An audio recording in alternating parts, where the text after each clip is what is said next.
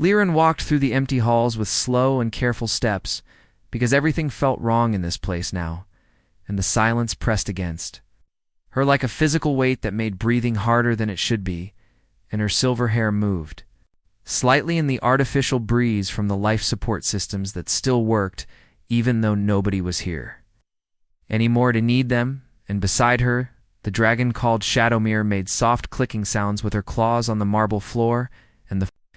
sound echoed through chambers that once held hundreds of humans who talked and laughed and argued about important things that shaped the galaxy.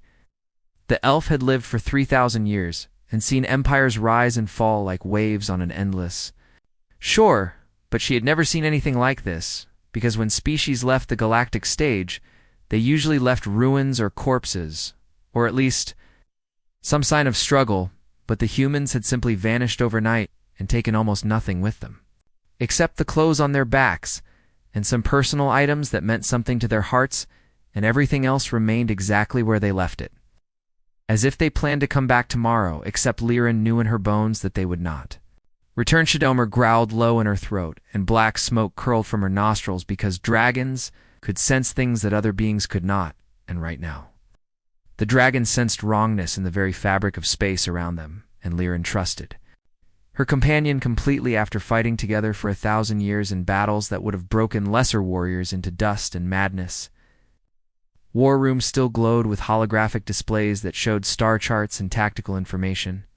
and warnings that nobody had bothered to read before the humans departed, and Liren studied the red markers that dotted the outer rim of the galaxy like drops of blood on fresh snow, and each marker indicated a sector that humans had declared dangerous or contaminated or forbidden, and the council members had dismissed these warnings as human paranoia, or perhaps even human tricks to keep valuable resources for them. Sylveslian reached out and touched one hologram with her slender fingers,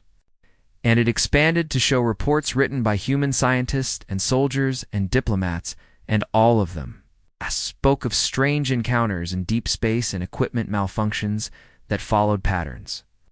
nobody could explain, and crew members who woke screaming from nightmares they could not remember, and shadows that moved when no light source existed to cast them. She had fought alongside humans during the Void Wars, when smaller threats emerged from the dark spaces between stars, and she remembered a human captain named Amy Blake who stood her ground when everyone else retreated, and that woman had eyes like blue ice and a will like forged steel, and she held the line at Rigel Station for 3 days against things that should not exist in normal reality. And when Liren asked her how she found the courage, Amy had smiled and said that humans were too stubborn to let the universe tell them what was impossible, but even humans had limits, and something out there had finally convinced them to leave everything behind and run to safety somewhere far away, and Liren needed to understand what could frighten the most stubborn species in the galaxy badly enough to make them abandon their home. Shadowmere nuzzled against her shoulder and spoke directly into her mind through their ancient bond that connected elf and dragon in ways that went deeper than words or thoughts, and the dragon said that they should leave this place because the wrongness was getting stronger, and whatever drove the humans away might still be here waiting. But Liren shook her head because the Galactic Council had already sent colonization fleets to claim human worlds, and millions of innocent people were heading straight into danger without understanding what they faced, and somebody had to warn them, or at least learn the truth, so that their deaths might mean something. The elf walked to the central console and activated the main computer system and searched through files until she found personal logs from the last humans to leave this station, and one file caught her attention because it belonged to Dr. Kate Morrison, who served as the chief scientific advisor for the entire human diplomatic corps. Kate Morrison appeared in holographic form before them, and Liren saw a young woman with red hair pulled back in a messy ponytail and freckles across her nose and cheeks, and green eyes that looked tired beyond measure, and the scientist began to speak in a voice that shook with exhaustion. In fear, the humans had discovered something terrible during their experiments with faster-than-light travel and quantum computing and dimensional research, and Kate explained that their galaxy existed in a region of space where the barriers between dimensions were thinner than anywhere else in the known universe, and every time humans used their advanced technology, they weakened those barriers. It's just a little bit more. At first, the effects were small and easily dismissed as equipment errors or sensor glitches, but over decades and centuries, the damage accumulated like cracks in glass under pressure, and something on the other side of those barriers noticed and began pushing through. Kate called it the whisper because it did not communicate in words or sounds, but in concepts that infected minds like a virus and spread from person to person through dreams and thoughts, and anyone who heard it began to change in ways both subtle and profoundly wrong. Watched as Kate described how research stations reported crew members speaking in unison without meaning to and saying things in languages nobody had ever heard before, and describing places that could not exist in three-dimensional space, and the more became until entire colonies fell silent, and when rescue teams arrived, they found people standing motionless with their eyes reflecting colors that had no names. The humans tried everything to stop it, including quarantines and mental shields and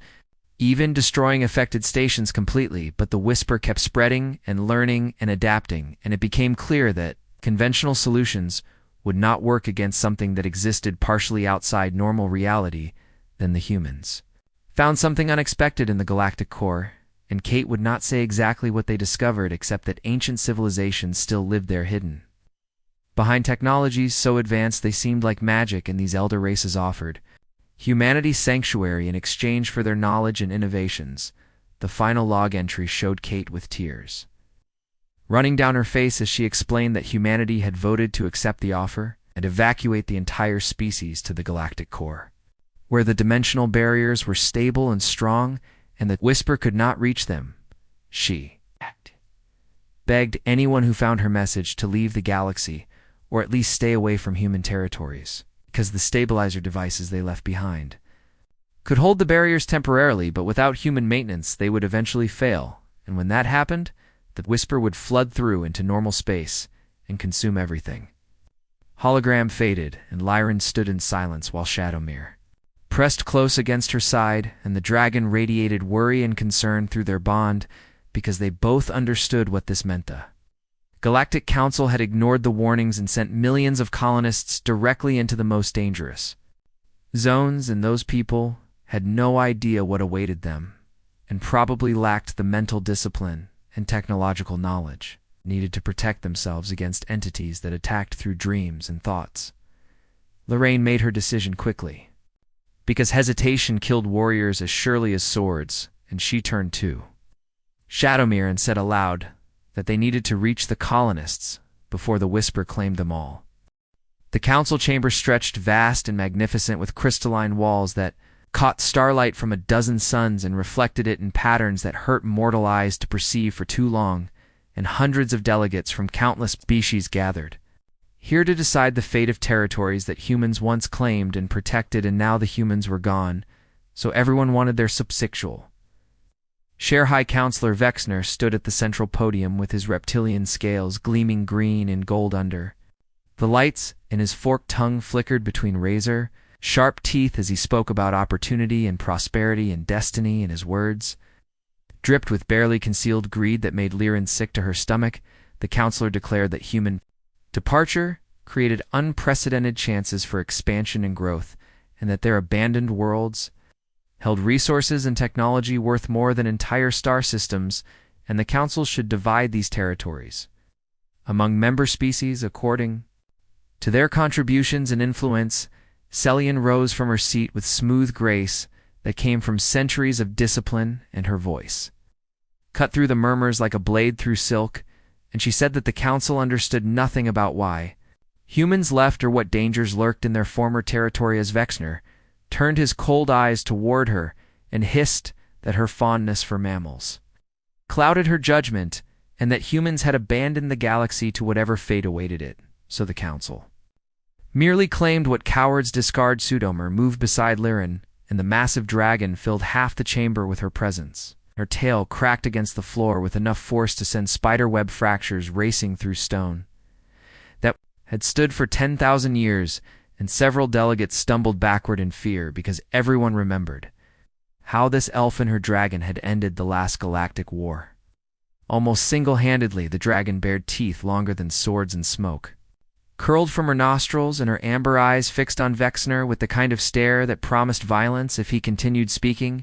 and the counselor went very still because even his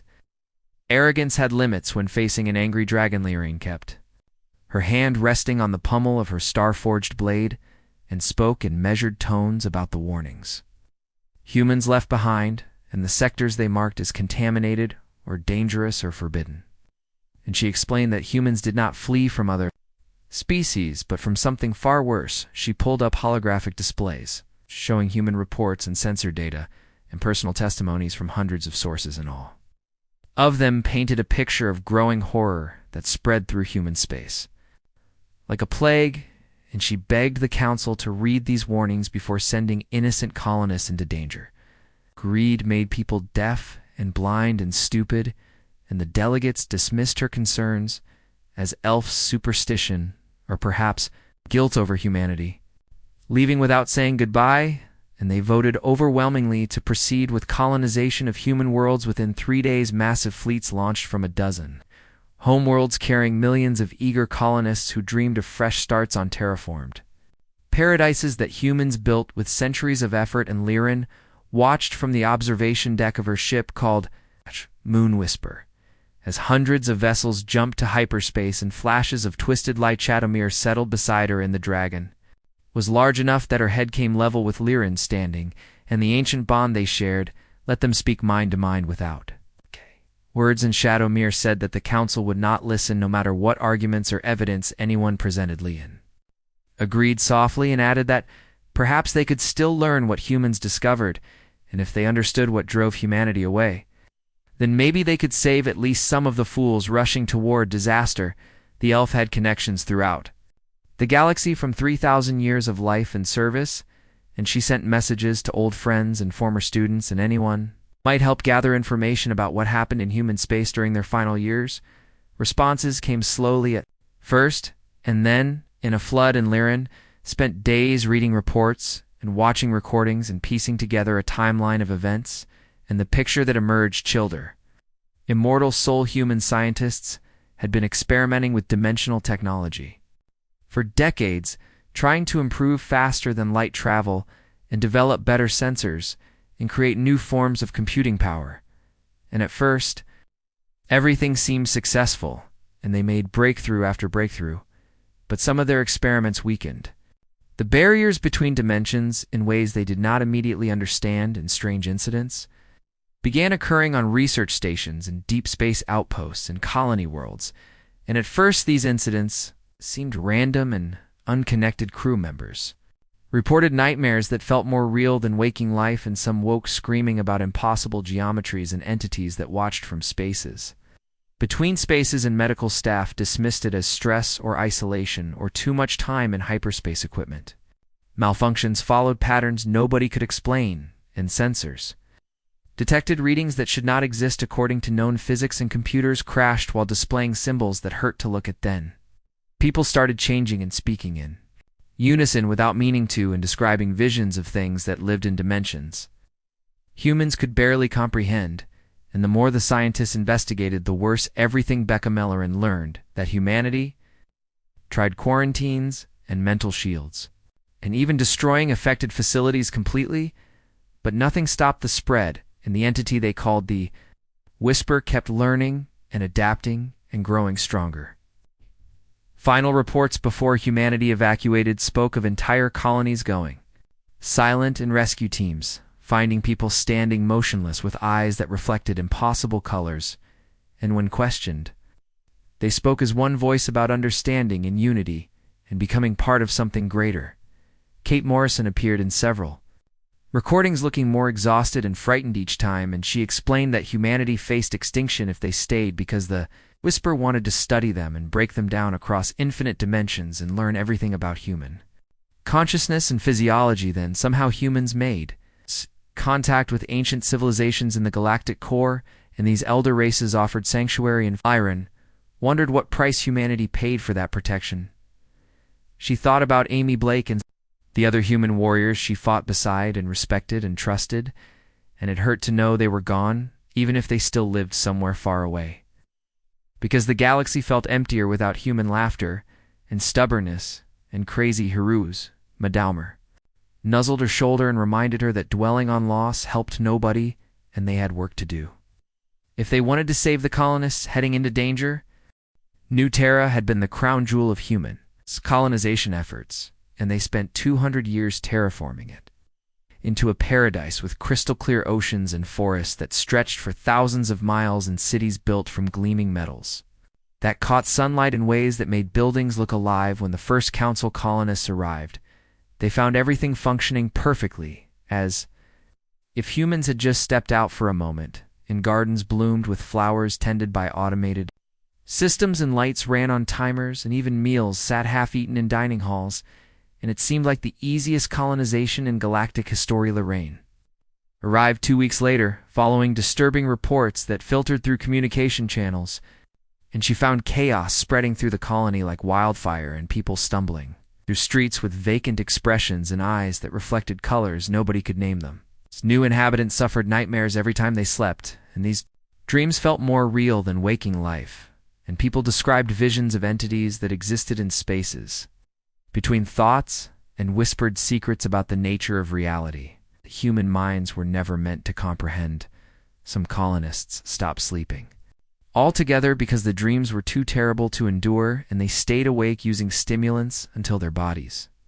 collapsed from exhaustion, and when they finally fell unconscious, the nightmares claimed them. Instant Lilirian landed Shadowmere near the central research facility and dismounted with practiced ease, and the dragon spread her wings wide and roared a challenge that echoed across the city and made windows rattle in their frames. The facility looked abandoned at first glance, but Liren sensed wrongness permeating everything, and the air felt thick somehow, as if reality itself had become heavier and harder to move through inside. The main laboratory she found, human computer systems still running and displaying data from experiments conducted before the evacuation, and one terminal showed personal logs from Dr. Kate Morrison, who documented everything with scientific precision, even as horror unfolded around her. Kate explained in her recordings that human faster than light drives and quantum computers and dimensional scanners had been weakening the barriers between realities for centuries, and their galaxy existed in a cosmic location where those barriers were already thinner than normal. Every jump to hyperspace created tiny fractures in every quantum. Calculations stressed dimensional integrity, and over time, the damage accumulated until something on the other side noticed and began pushing through. The entity they called the Whisper did not think like beings from normal space, and it did not want territory or resources or power in any conventional sense, and instead it sought to understand consciousness and life and thought in ways that required breaking subjects down across infinite dimensions. Kate showed images in her logs, but Liren could only glance at them briefly because the geometries hurt her eyes and made her head ache. And even Shadowmere turned away growling because dragons were sensitive to dimensional distortions. The Whisper communicated through dreams and infected thoughts like a virus spreading from mind to mind, and anyone who heard it began changing in subtle ways at first, and then more dramatically as the entity learned how to manipulate neural patterns. Human scientists discovered that the Whisper did not exist entirely in their dimension but stretched across multiple realities simultaneously, and attacking it in normal space accomplished nothing, because the parts you could see and touch represented only tiny fractions of its true form. Were still, the entity could replicate faces and voices of people studied, and it tried to communicate by wearing the appearance of loved ones or trusted figures and speaking words it thought would create understanding, but the results were horrifying because the Whisper fundamentally could not comprehend how minds in three-dimensional space worked. Kate showed recordings of colonists speaking in perfect unison, using voices that harmonized in ways human vocal cords should not allow, and they described visions of spaces between spaces where the Whisper dwelled, and tried to explain concepts that had no words in any known language. The final log entry showed Kate crying as she explained that humanity voted to evacuate completely and accept sanctuary offered by ancient civilizations in the galactic core, and she begged anyone who found her message to leave immediately. But Liren could not leave because millions of council colonists were already here, and more arrived every day, and someone needed to protect them or at least try to hold back the horror. Long enough for evacuation, she spent hours studying human data and learning about the dimensional stabilizers that humanity built and installed across their territories, and these massive devices reinforced the barriers between realities and kept the whisper from pushing through as strongly as it wanted. The stabilizers required constant maintenance and careful calibration, and without humans to operate them, they would eventually fail. And when that happened, the whisper would flood into normal space. Complete Illyrian discovered that New Terra had stabilizers buried beneath the central city, and they were still functioning, but running at reduced capacity, and she needed to find someone who understood the technology well enough to bring them back to full power. Shadowmere prowled through the facility beside her, and the dragon sensed something approaching, and her scales began glowing with inner light as she prepared for combat. Then they heard voices singing in harmony, and Lyran looked out the window to see hundreds of colonists walking toward the facility with synchronized steps, in their eyes reflected impossible colors, and they sang words in languages that should not exist. The elf drew her star-forged blade, and the weapon hummed with power accumulated over centuries, and Shadowmere moved to stand beside her, and silver fire began building in the dragon throat. The colonists reached the facility doors and pressed against them like a living tide, and they spoke as one voice about understanding and unity and becoming part of something greater. And Lyrian recognized the whisper speaking through them. She realized with horror that the entity was using the colonists as puppets to stop anyone from reactivating the stabilizers, because those devices threatened its ability to enter normal space. Fully, Lyrene raised her blade and began the ancient elven war song. That resonated with fundamental frequencies of reality itself, and this was magic older than technology and older than civilization, and it came from a time when elves walked between worlds, using only will and knowledge. Shadowmere joined with draconic harmonics, and together they created a barrier of crystallized reality around the facility. And when the possessed colonists touched it, they recoiled as if burned. But there were thousands of them throughout the city, and only one elf and one dragon.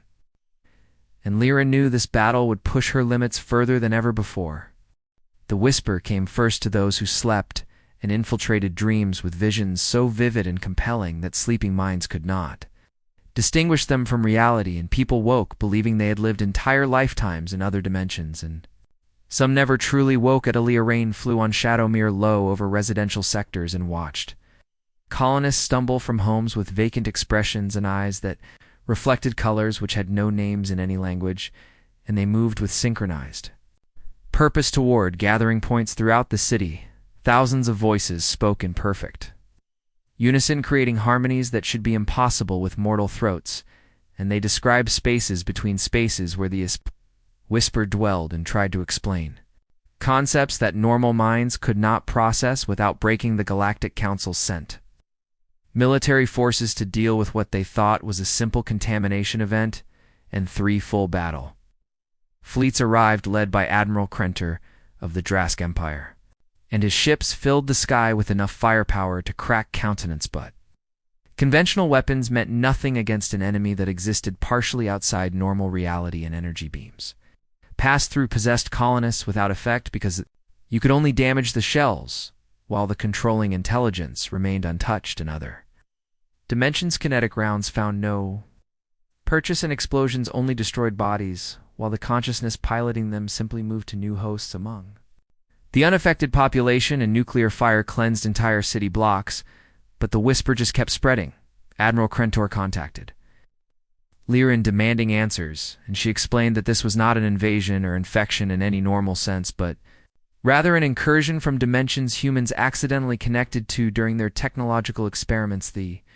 Admiral did not understand or believe her at first, because his species thought in terms of enemies you could shoot and territories you could hold, but this threat existed beyond such simple concepts. Slyrine had fought similar entities during the Void Wars, when humans first encountered dimensional breaches, and she learned techniques from a captain named Amy Blake, who held the line at Rigel Station using quantum-entangled devices and mental discipline. She told Shadowmere they needed to reach the dimensional stabilizers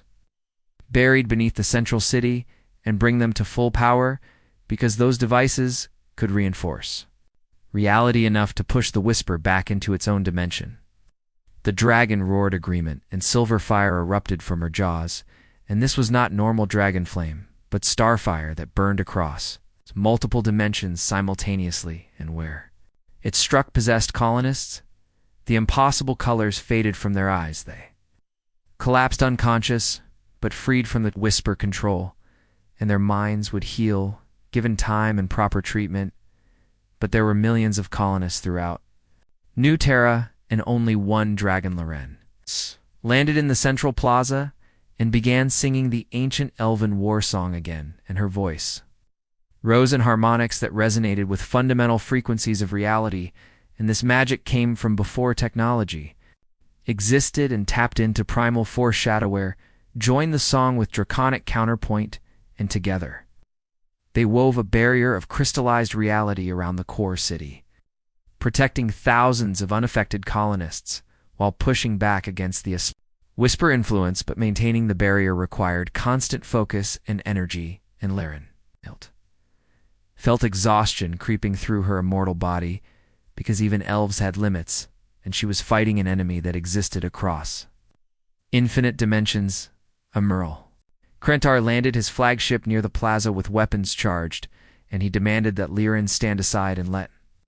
his forces cleanse the infected with fire, because that was the only solution he understood. She shouted back that you cannot kill what is not truly here in this reality,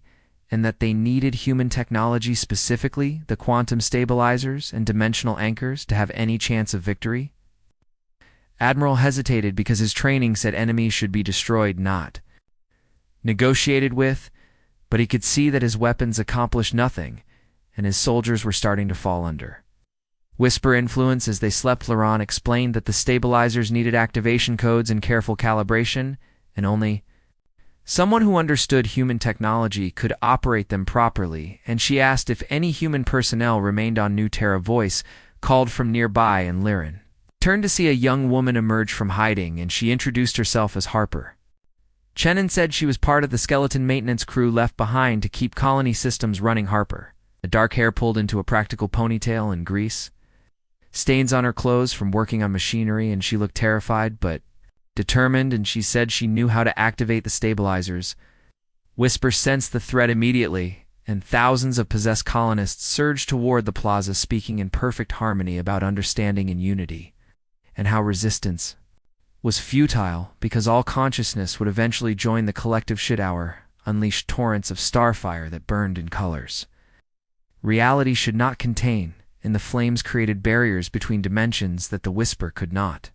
cross, and possessed colonists fell back screaming, but the dragon was tiring, and even starfire had limits when facing an enemy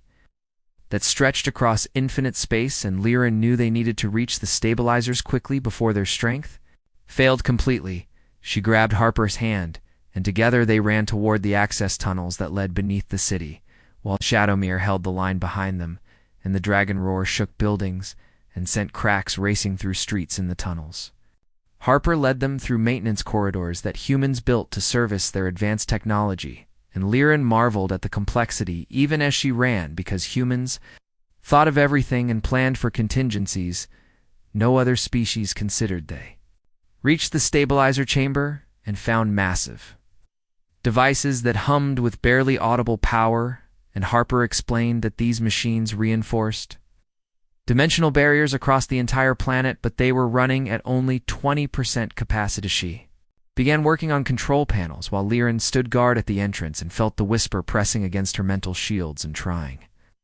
to infiltrate her thoughts with promises of understanding and unity. The entity showed her visions of dimensions beyond counting, and civilizations that existed as pure thought and knowledge that would make her godlike if she just stopped resisting and accepted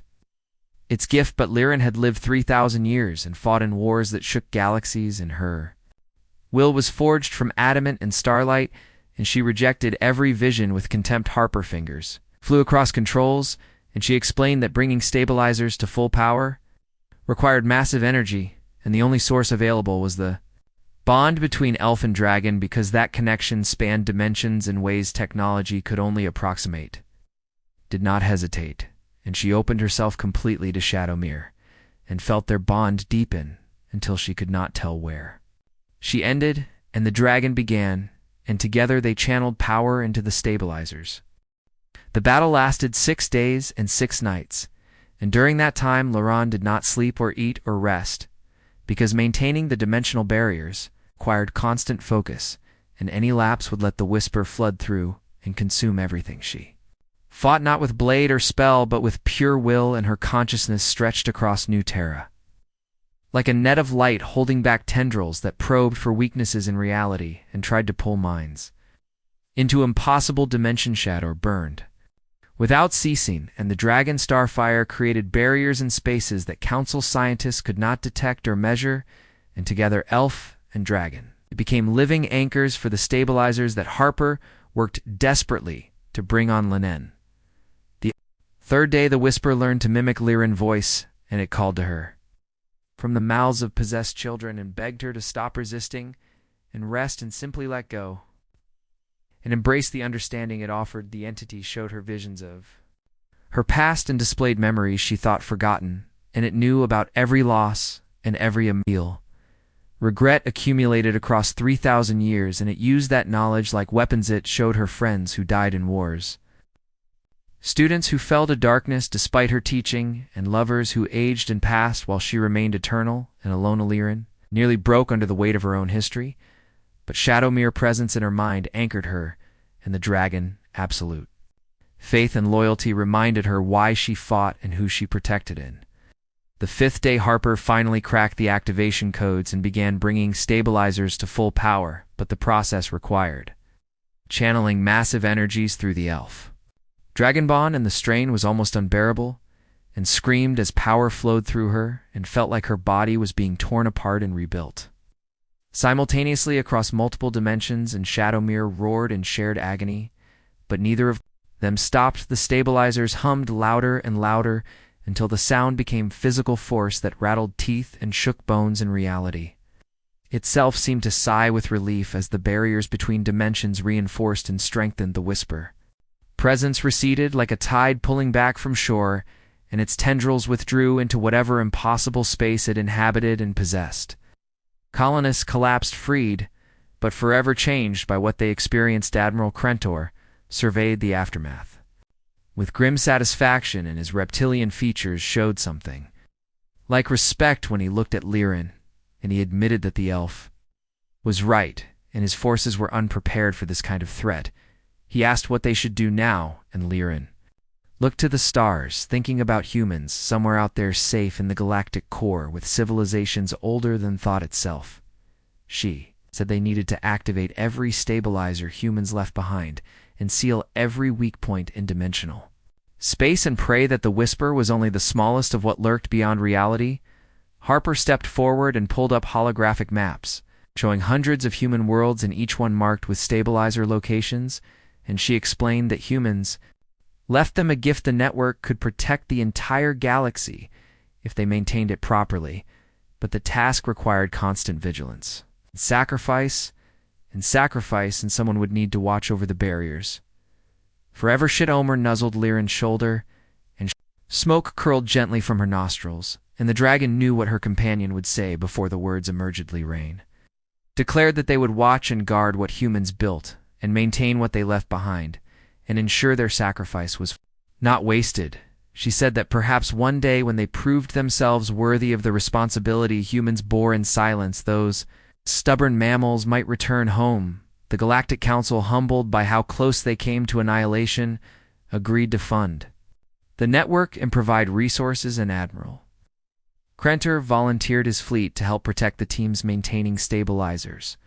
Harper became chief engineer for the Dimensional Barrier Project, and she recruited other human personnel who stayed behind. And together they began training council species in the Technologillerian, and Shadowmere took responsibility for the most dangerous sites where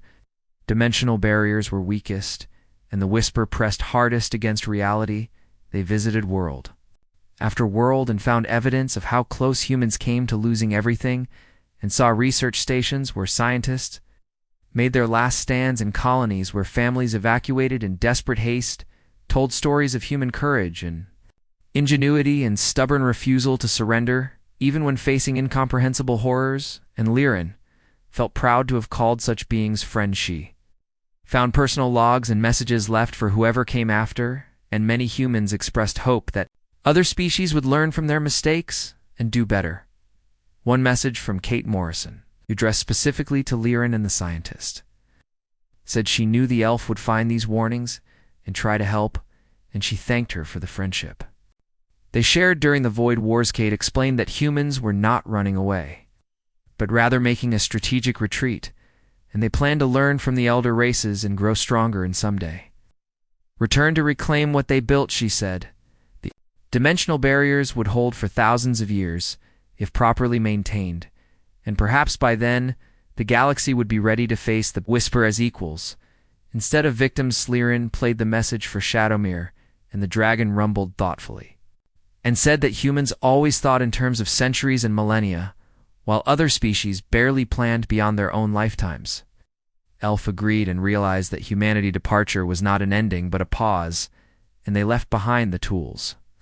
and knowledge needed to survive until they returned. She looked at the stabilizer network spreading across the galaxy and understood that this was humanity's final gift and their last lesson, and they taught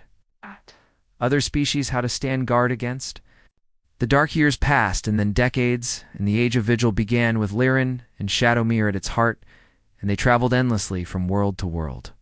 Maintaining barriers and training new guardians, the Council species slowly learned to work